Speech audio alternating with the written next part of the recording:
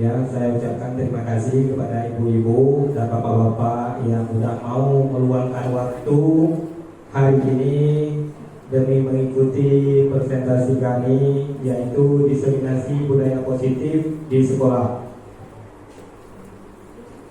Baik, selamat datang bapak-bapak dan ibu-ibu hebat.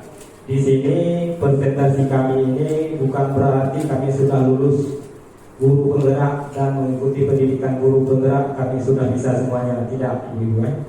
Di sini presentasi kali ini saya mau mengajak ibu-ibu untuk sama-sama belajar dan sama-sama berkolaborasi dalam rangka menciptakan budaya positif di sekolah.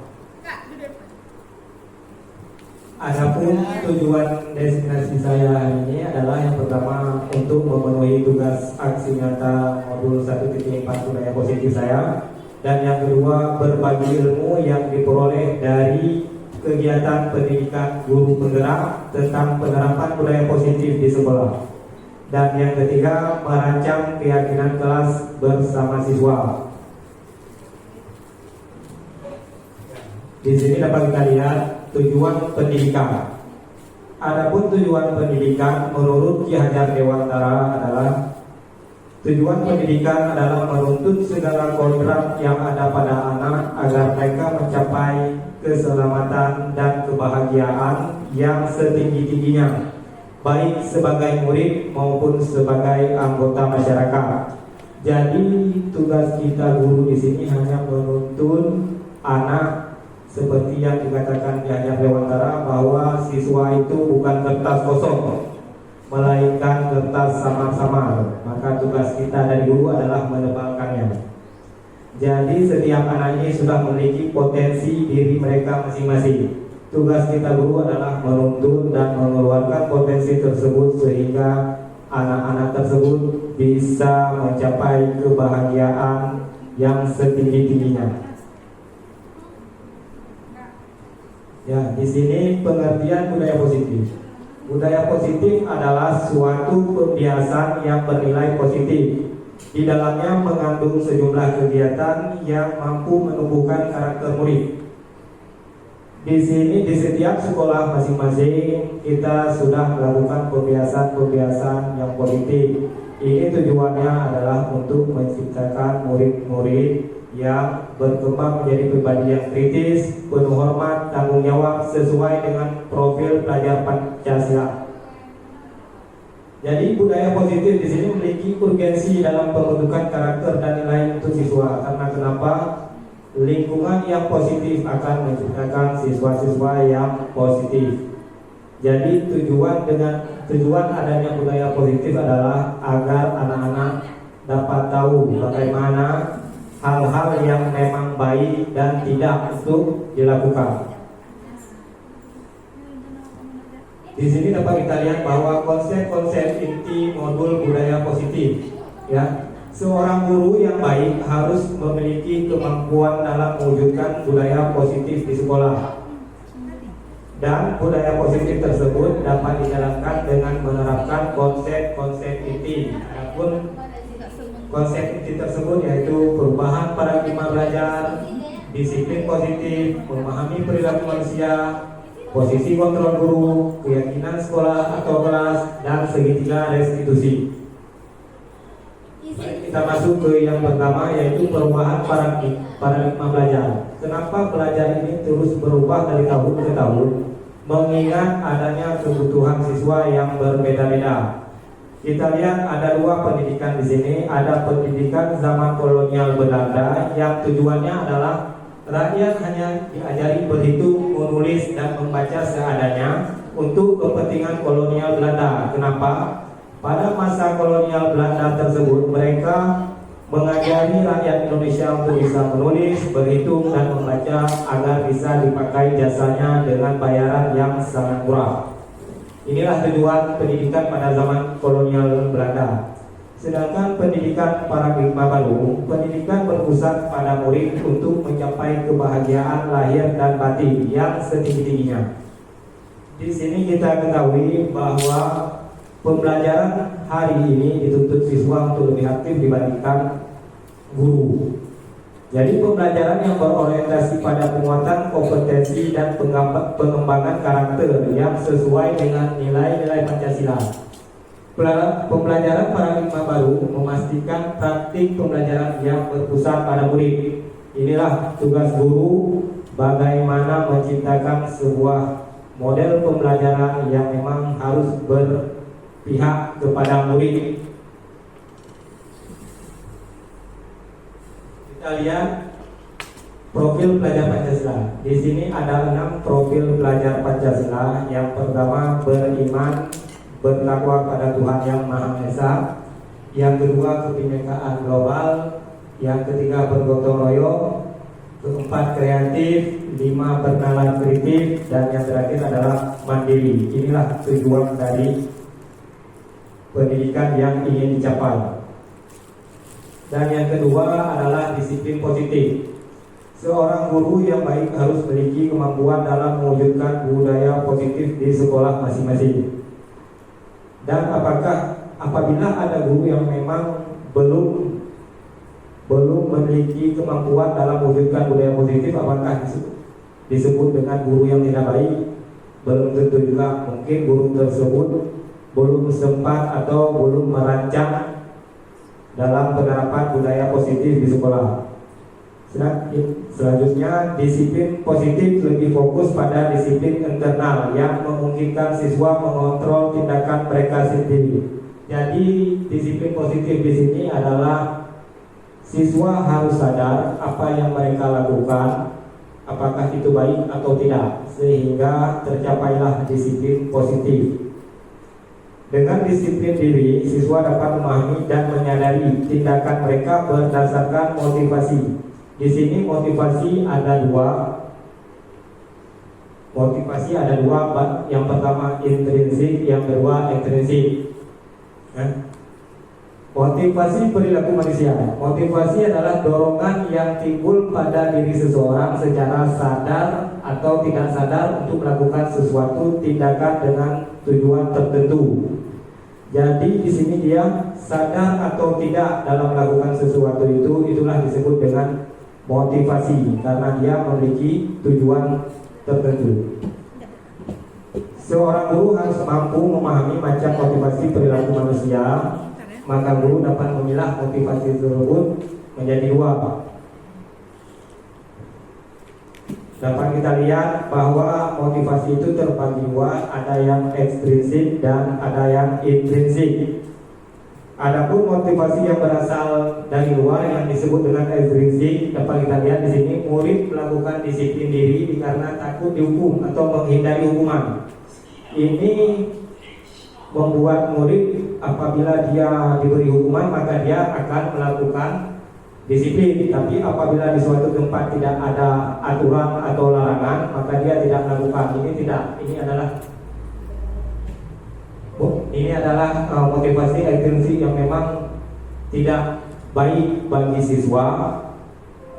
Dan yang kedua, murid melakukan disiplin diri karena ingin mendapatkan imbalan berupa hadiah atau puja. Ini banyak kita dapati, sehingga dengan adanya motivasi seperti ini, banyak siswa yang merasa iri akan pencapaian siswa lain.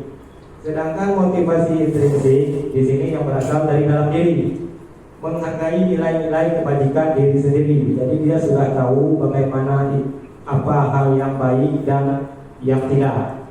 Murid melakukan disiplin diri dikarenakan sadar akan nilai-nilai kebajikan di dalam dirinya. Di sini dapat kita lihat konsep disiplin dengan identitas gagal. Ini kenapa disebut dengan identitas gagal? Karena di dalam disiplin ini terdapat dua, yaitu hukuman dan penghargaan atau hadiah. Pada hukuman itu biasanya akan menyakitkan seorang murid. Dia merasa tidak nyaman dan murid jadi takut. Yang kedua adalah pemberian penghargaan. Pemberian penghargaan ini dapat merusak hubungan antara siswa. Karena kenapa? Terkadang siswa yang diberikan hadiah tersebut itu adalah siswa itu aja, sehingga muncul perasaan iri dari siswa lain. Ini disebut dengan identitas gagal.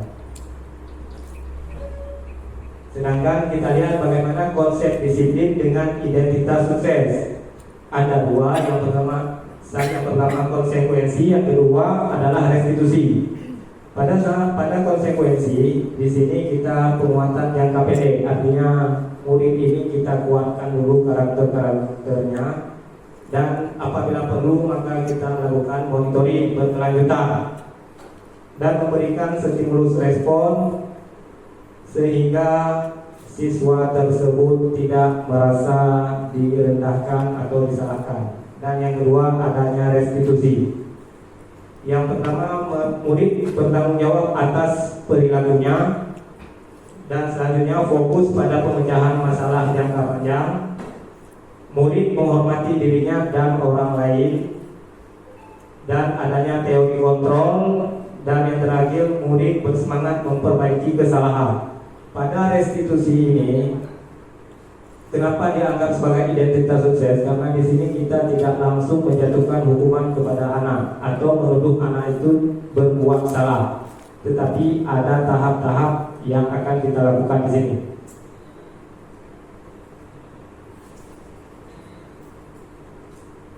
Ya, di sini dapat kita lihat adanya contoh kasus. Murid terlambat datang ke sekolah. Pada saat diberi hukuman, murid disuruh berdiri di depan kelas selama 15 menit. Ini disebut dengan hukuman.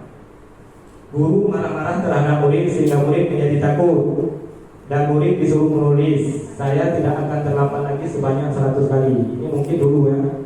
Dulu pada saat-saat saya sekolah juga pada SD sering diberikan hukuman seperti ini. Jadi ini adalah bentuk dari hukuman. Sedangkan konsekuensi, guru memberikan konsekuensi untuk tahap berada di kelas selama jam istirahat berlangsung. Guru tegas dan siswa menghormati peraturan. Di sini konsekuensi. Setiap perbuatan ada konsekuensinya, dan konsekuensi di sini tidak menjatuhkan murid. Dan yang terakhir, restitusi, yaitu guru menanyakan keyakinan kelas dan di mana dirinya, kemudian guru membantu siswa menyelesaikan masalahnya. Di sini tugas kita sebagai guru, ketika siswa memiliki masalah, kita tidak boleh langsung menuduhnya atau menjatuhkan siswa tersebut. Kita harus stabilkan dulu identitas siswa tersebut sehingga dia merasa tidak jatuh di depan orang-orang lain. Dan yang terakhir, guru terbuka dan siswa menghormati dirinya dan orang lain. Di sini kita guru harus terbuka, tidak boleh juga indikasi terhadap siswa. Di sini dapat kita lihat posisi kontrol seorang guru. Ada 5 posisi kontrol seorang guru. Yang pertama, pemberi penghukum. Yang kedua, pembuat merasa bersalah. Yang ketiga, teman. Yang keempat, pemantau. Yang kelima, manajer. Kita lihat contoh penerapan 5 posisi kontrol guru. Murid tidak memakai atribut lengkap saat upacara bendera. Pada posisi penghukum, di sini dapat kita lihat patuhi aturan sekolah, lalu berdiri di barisan lain. Ini sebagai penghukum. Kita memisahkan murid yang terlambat dengan yang tidak. Sedangkan pada posisi pembuat merasa bersalah, di sini keluar kata-kata yang memang membuat siswa tersebut merasa bersalah, dan dia terus merenungi kesalahan tersebut. Dan yang ketiga, posisi teman. Pada posisi teman ini, terkadang ini tidak layak untuk diterapkan, karena mengingat ketika siswa sudah dekat dengan guru dan dianggap sebagai teman, ini akan adanya kelonjatan. Artinya siswa itu akan melonjak-lonjak dan dia tidak menghargai guru tersebut. Dan yang keempat, posisi pemantau. Di sini terkadang guru sebagai posisi pemantau, dia dapat melihat dan dia bisa melihat siswa-siswa yang bermasalah, dan dia bisa dilihat di sini, kamu sudah melanggar apa peraturan sekolah kita dan apa konsekuensinya. Artinya dia langsung menjatuhkan hukuman sesuai dengan peraturan yang ada di sekolah. Sedangkan pada posisi terakhir, yaitu manajer, Di sini kita tidak, ketika siswa melakukan kesalahan, ini ada pertimbangan tertentu di mana dalam pemecahan masalah tersebut adanya poin-poin yang memang tidak memberatkan siswa dan tidak menjatuhkan siswa, yaitu adanya restitusi. Ya, sebagai seorang guru sebaiknya memposisikan diri sebagai manajer. Terkadang di sini sebaiknya terkadang nanti ada beberapa masalah yang memang posisi guru itu tidak layak, tidak baik untuk posisi manajer.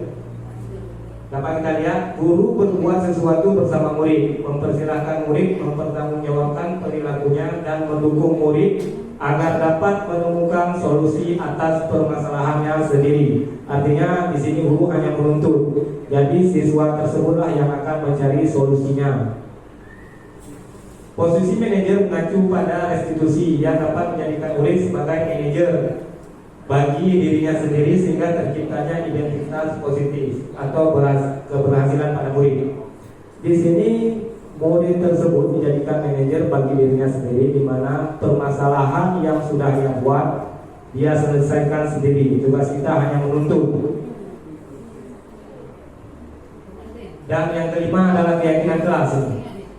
Yang pertama, guru berperan dalam mewujudkan terbentuknya keyakinan sekolah atau kelas dengan adanya kesepakatan antara guru dan murid. Kalau dulu namanya peraturan kelas dan sekarang disebut dengan keyakinan kelas.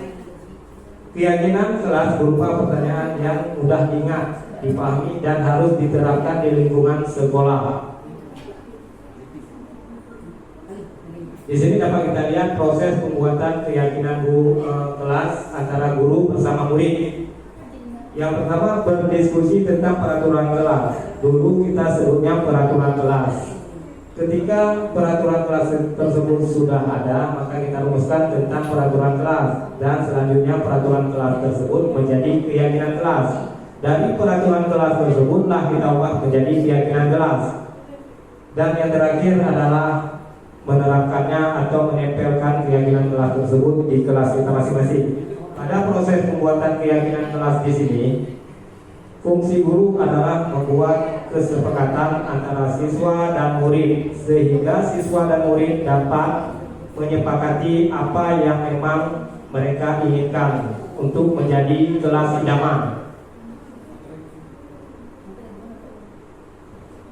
Dan selanjutnya pada poin segitiga restitusi dalam penyelesaian masalah. Di sini guru yang berperan sebagai manajer menggunakan segitiga restitusi dalam penyelesaian masalah melalui 3 tahapan. Yang pertama, menstabilkan identitas. Adapun tujuan menstabilkan identitas ini adalah agar anak mendapat jati diri dia kembali, sehingga anak tersebut tidak merasa direndahkan. Dan yang kedua adalah validasi tindakan yang salah. Di sini kita lihat dulu apa permasalahan siswa sehingga dia membuat kesalahan. Kita tidak boleh langsung menghukum apabila kita tidak tahu permasalahan apa yang telah dia buat atau latar belakang apa sehingga dia muncul masalah tersebut. Dan yang terakhir adalah menanyakan keyakinan. Kenapa? Karena pada awal tadi kita sudah buat keyakinan kelas. Jadi kita tanyakan kembali apa keyakinan kelas yang sudah dia langgar. Tujuannya itu apa? Dapat menghasilkan murid yang mandiri dan bertanggung jawab. Inilah tugas kita sebagai guru. Baik, terima kasih. Cuma ini yang bisa saya sampaikan. Mungkin ada yang berkenan ingin bertanya atau berefleksi. Ada? Mungkin ada yang bertanya, ada yang kurang paham tentang presentasi saya tadi. Boleh tanyakan.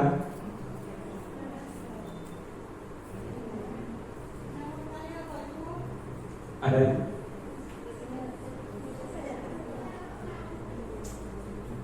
Ya, baik. Di sini kalau memang tidak bertanya, saya cuma ingin menjelaskan sedikit tentang penerapan budaya positif tersebut.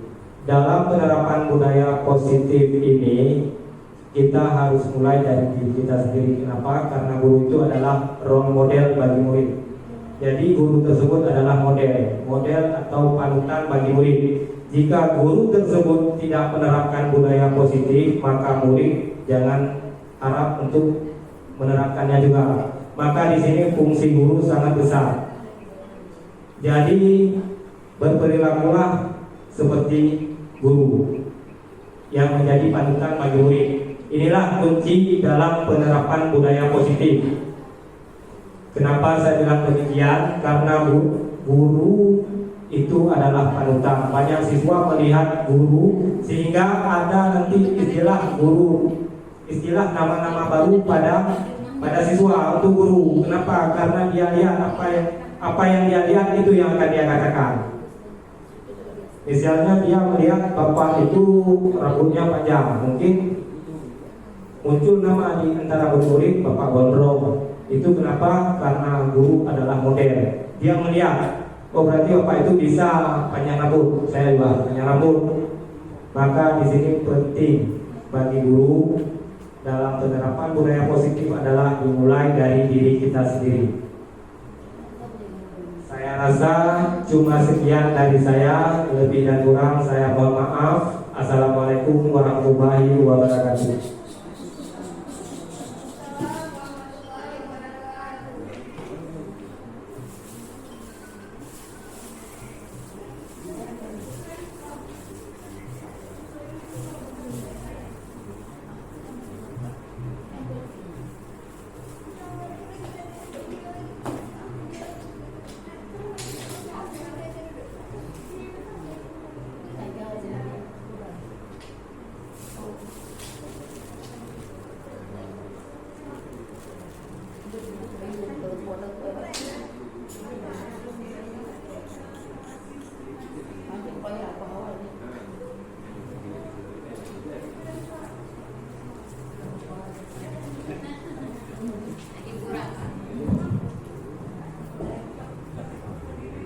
Terima kasih kepada Bapak Ibu CGP Angkatan apa ya, Ibu ya.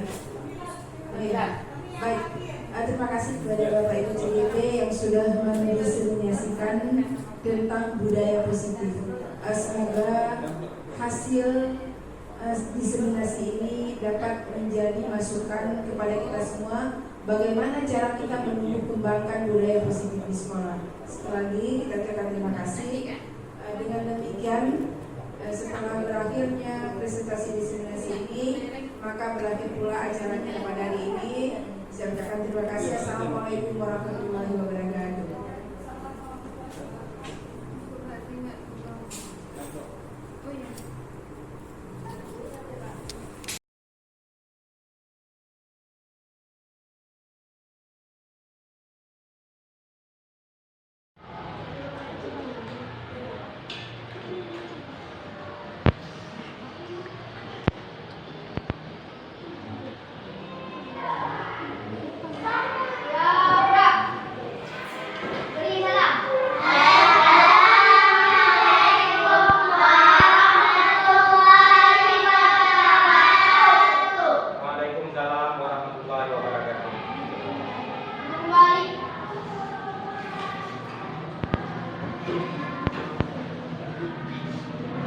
Gimana keadaannya hari ini? Sehat? Ada yang nggak hadir? Kenapa? Tidak. Oke, ini berapa orang berarti yang hadir hari ini? Berapa? 9 orang kan? Nggak apa-apa karena hari ini cuacanya pun tidak mendukung karena hujan. Langsung saja ke kesepakatan kita kemarin, yaitu hari ini kita membuat apa? Membuat keyakinan kelas kan? Nah, coba kita buka bentar. Membuat keyakinan kelas.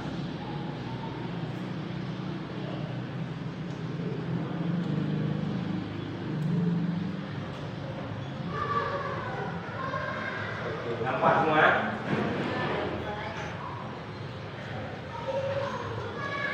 Nampak? Ya.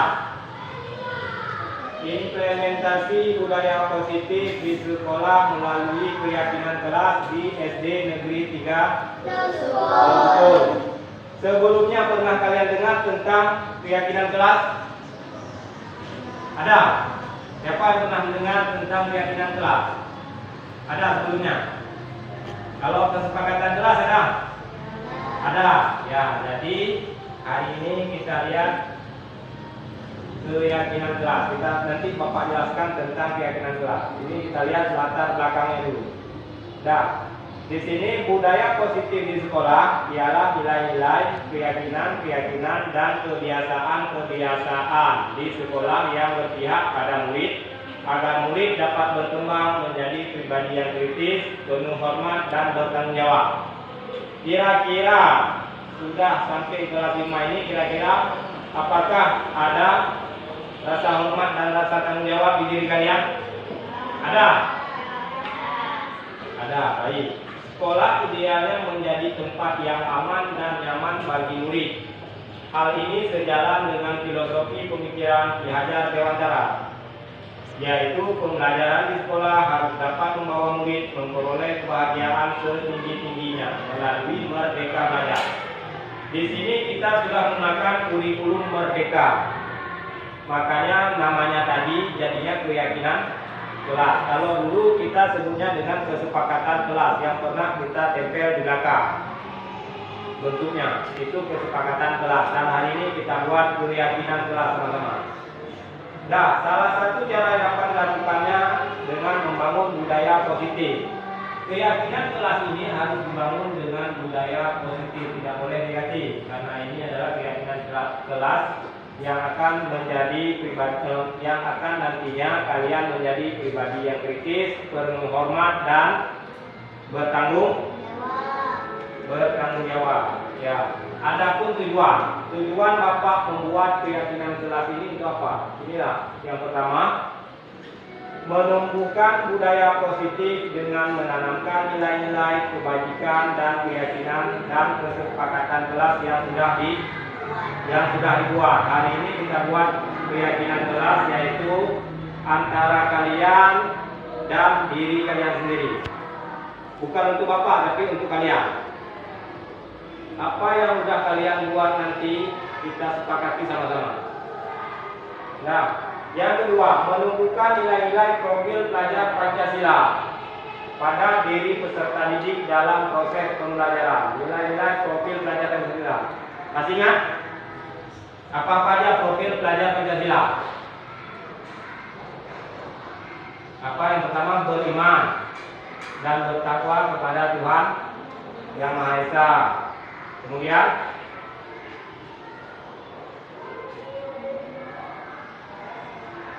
berkebinekaan global, gotong royong, apalagi mandiri, kreatif, terakhir dan bernalar kritis. Bagus. Nah, selanjutnya memahami konsep posisi kontrol sebagai pendidik, yaitu Bapak hari ini sebagai pendidik. Jadi Bapak yang akan mengontrol kalian semua. Nah, memahami konsep kebutuhan dasar manusia. Kita sebagai manusia itu memiliki kebutuhan dasar, baik dari Bapak maupun kalian. Dan hari ini kita belajar mengurus kebutuhan kita. Nanti kita klasifikasikan bagaimana kebutuhan dasar manusia. Nah, selanjutnya memahami penerapan segitiga restitusi. Kemarin ada dipanggil si Alfi sama si Aulia. Itu sudah. Nah, selanjutnya meningkatkan keberanian dan rasa percaya diri murid untuk mengemukakan pendapat mengenai gambaran kelas yang diinginkan. Hari ini kalian tulis, nanti Bapak sediakan kertas, kalian tempel, kalian tulis. Kalian mau kelas ini kelas yang seperti apa? Kelas yang seperti apa kalian tulis nanti, ya.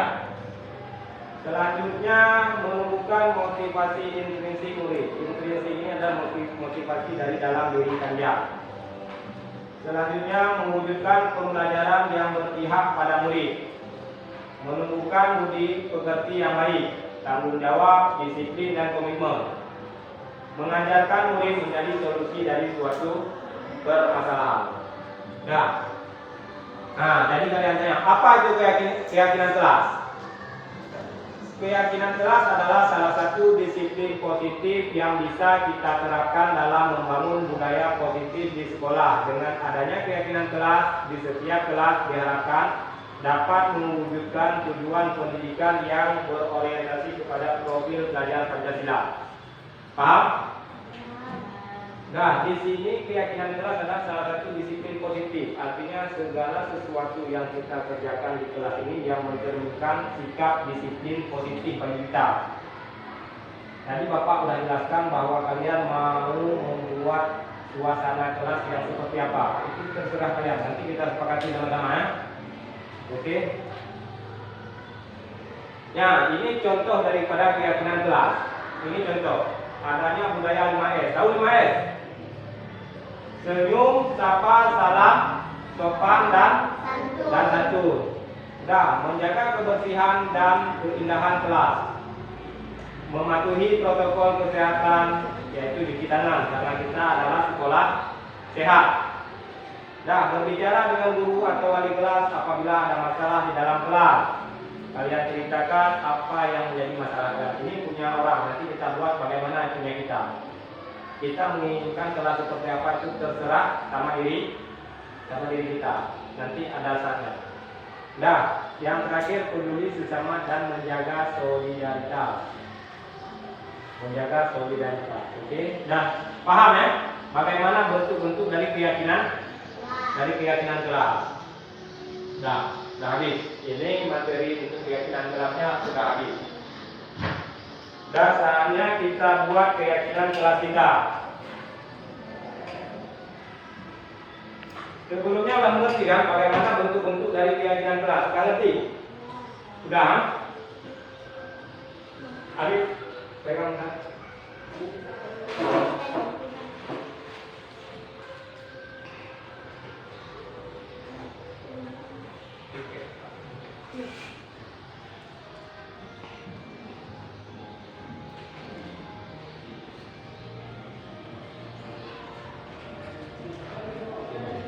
Oke ya, sini ya.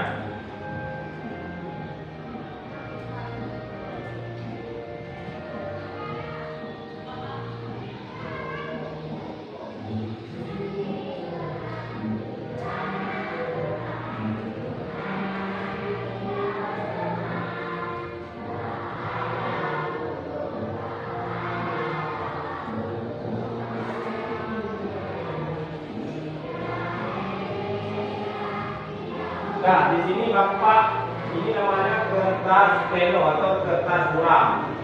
Tugas kalian adalah kalian tuliskan keyakinan kelas menurut kalian. Kalian menginginkan kelas seperti apa, terserah kalian. Kalian tulis, kalian tempel nanti ke depan. Di kertas ini ya.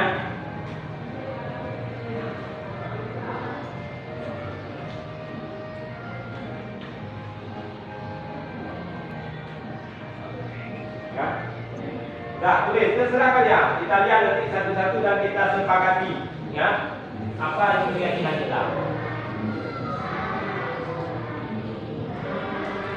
Nah, tulis dulu, bagi kawan-kawannya sebentar. Bagi apa?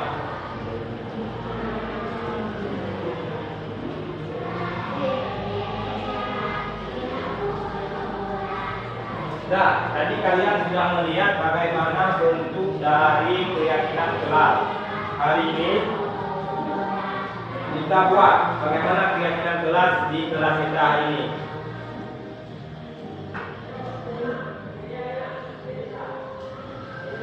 Buat satu orang satu buah keyakinan kelas.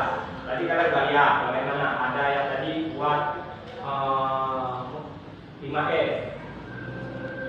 5S, ada salam, sapa.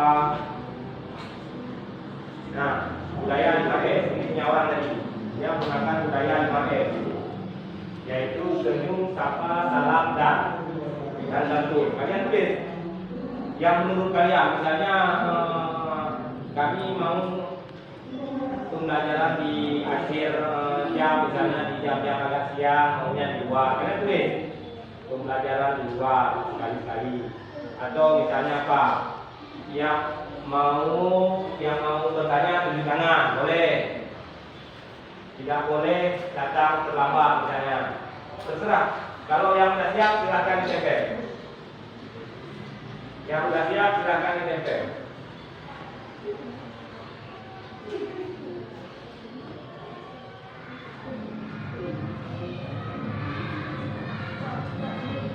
Yang sudah siap silakan ditempel.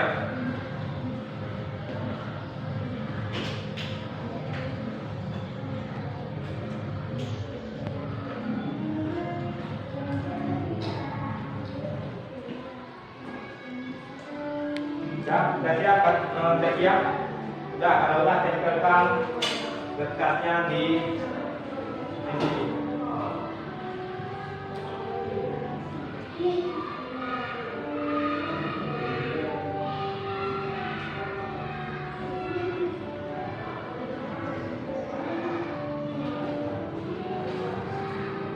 Sudah, siapa lagi? Tidak, sudah. Arif.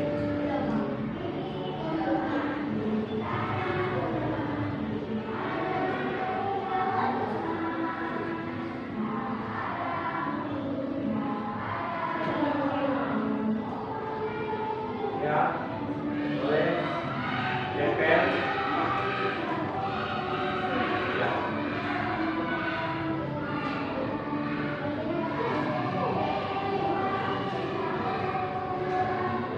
Dari sudah siap.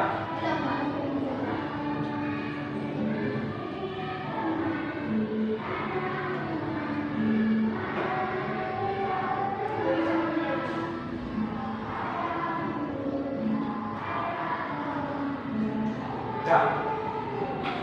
Mana enggak? Kalau sudah tempel ke depan.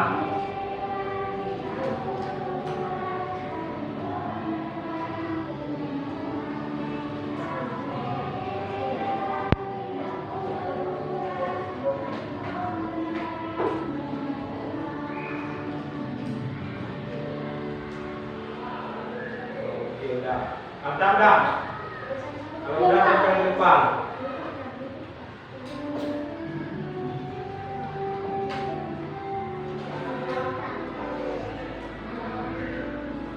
Kalau udah boleh tempel ke depan, ya.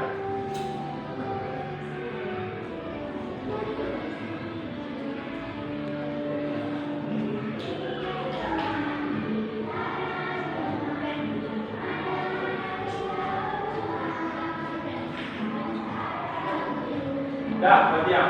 Kalau udah tempel ke depan. Amanda udah terdiam. Keisha.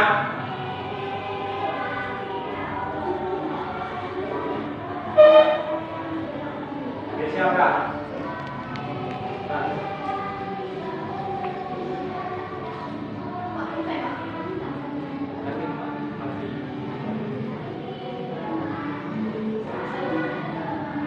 Udah, tulis dulu zaman. Aku mau jelas yang seperti apa.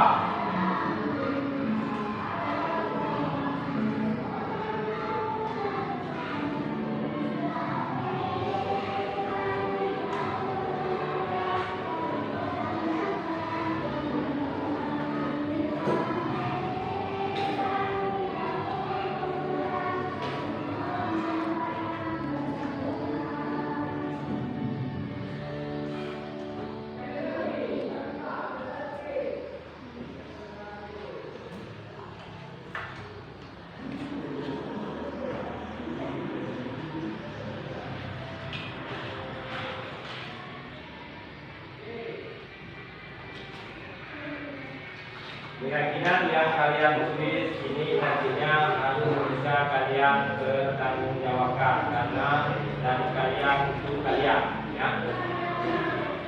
Aman? Mantap dah. Kalau udah tempel 2, 4, 6, 7 orangnya.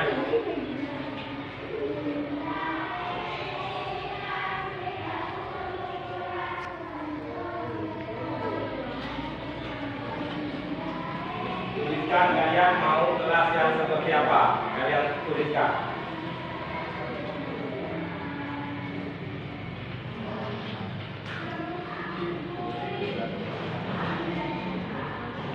Daftar.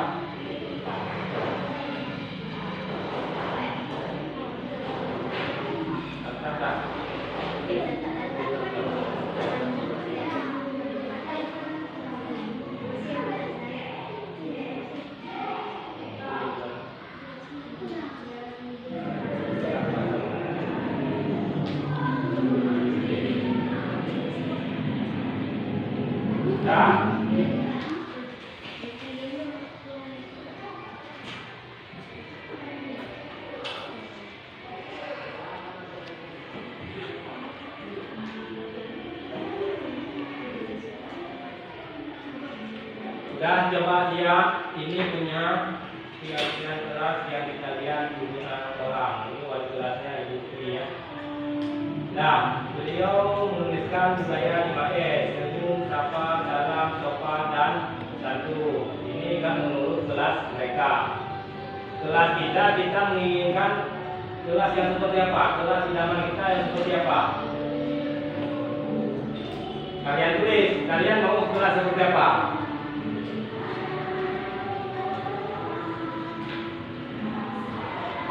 Ya, udah sama. Tulis terus sama ada.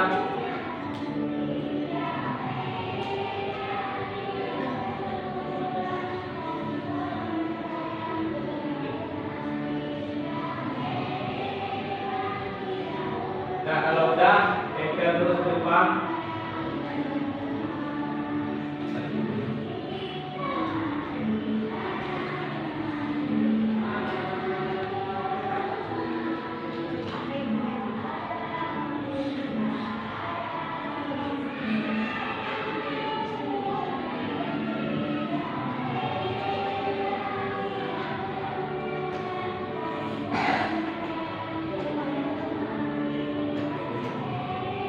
Ya.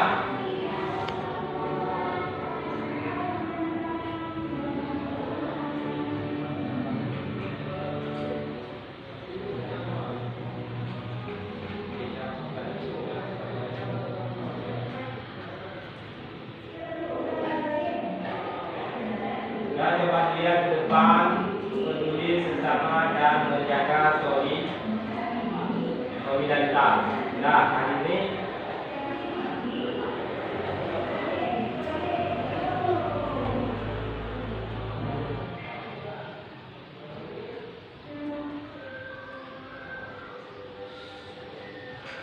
nah, oke, atas sudah tinggal salurkan.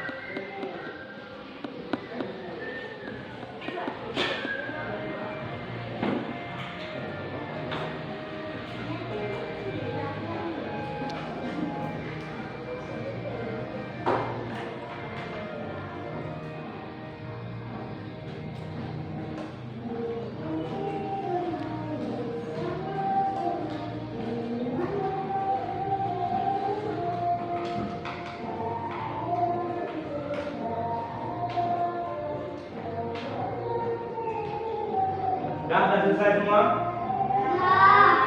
Ya, baik. Kita rangkumkan nanti keyakinan kelas kita ya. Ada yang mau baca? Siapa yang mau baca?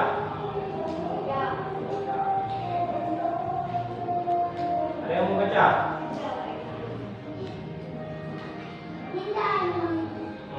Mau baca?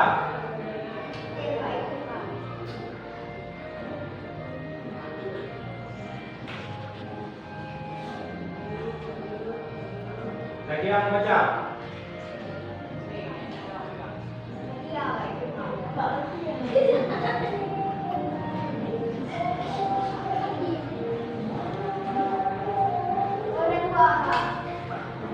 Nah, ada yang baca? Ada yang baca nih? Coba lagi yang baca apa yang sudah kawan-kawan tulis. Maju. Coba baca kira-kira apa-apa aja yang sudah kawan-kawan tulis. Nanti kita rangkumkan sama-sama. Ya, dari yang pertama, dari punya kamu. Saya ingin murid-murid di kelas ini sopan dan santun. Saya ingin murid-murid di kelas ini sopan dan santun. Ya, lanjut. Datang tepat waktu. Dapat datang tepat waktu. Tidak boleh datang terlambat. Oke. Menghormati teman di kelas dan hidup rukun. Saling menolong dan sayang. Tadi menolong saya. Terus jangan apa berantak. Jangan berantak. Terus Harus peduli sesama. terus Menjaga kebersihan di kelas. Menjaga keindahan di kelas. menjaga keindahan kelas. Sudah, boleh dulu. Terima kasih untuk perhatian ya. Nah, ini keyakinan kelas yang sudah sama-sama kita buat. Dan apa yang kalian buat harus bisa kalian bertanggung jawabkan. Ada yang tulis saya ingin murid-murid di kelas ini sopan dan santun. Ya, yang tulis ini juga harus sopan dan santun, terutama yang murid. Ya, udah berarti untuk poin pertama boleh kita tulis ya, kesepakatan kelas kita.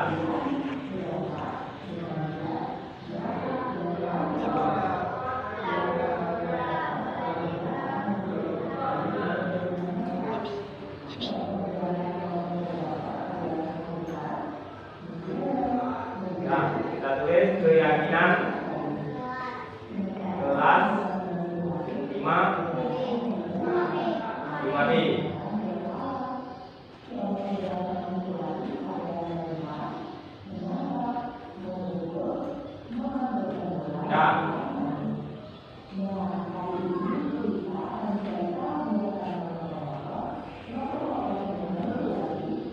Satu, tadi apa tadi?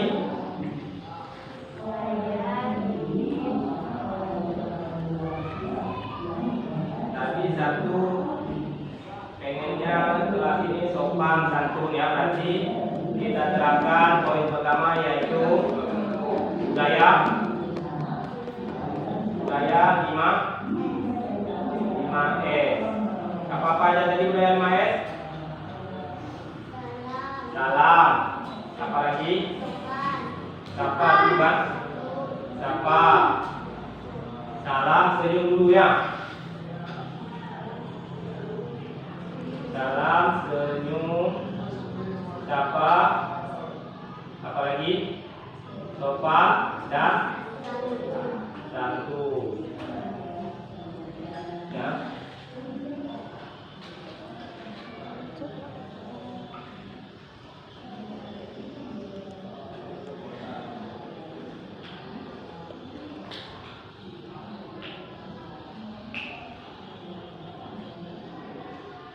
Nah, apa ya?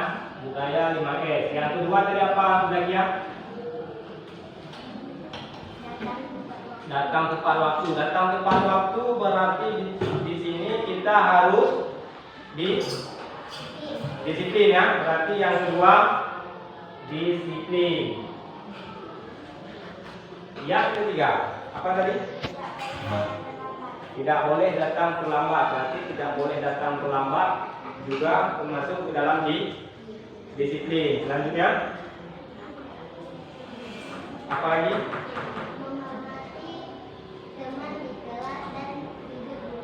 Menghormati ya, menghargai di depannya, menghargai teman di kelas ya, di kelas menghargai. Kemudian apa lagi? Saling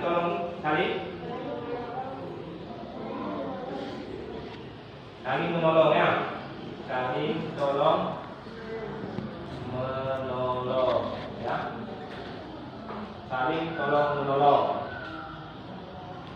Nah, kemudian apa? Jangan berantem. Jangan berantem ini sudah masuk ke menghargai teman di kelas. Selanjutnya apa? Harus peduli, itu juga menghargai ya, saling tolong-menolong juga ada termasuk. Kemudian menjaga kebersihan, ini penting ya, menjaga kebersihan. Nah, kemudian berarti menjaga kebersihan dan keindahan kelas ya.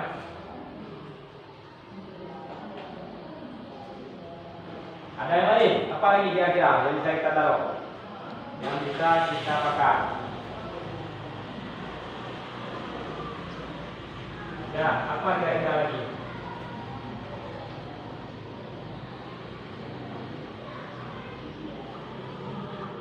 Budaya memakai sudah disiplin udah, menghargai teman udah, saling tolong-tolong udah, disiplin, menjaga kebersihan. Apa lagi kira-kira? Tidak boleh apa? Bully. Ya, bully kan? Tidak boleh ada bully. Bully. Ya, selanjutnya apa lagi? Lupa kalian, baca doa sebelum. Nah, baca doa penting kan? Berdoa sebelum belajar.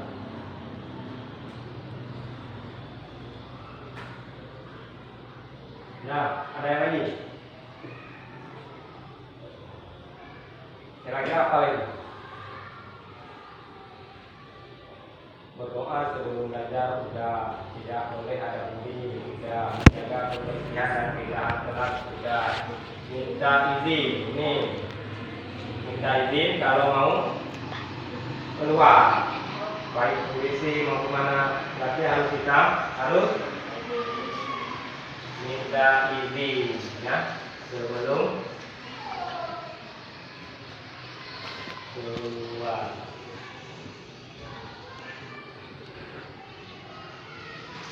Nah, yang terakhir kita paskan di sembilan. Apa kira-kira? Gimana? Bertanggung jawab perlu nggak?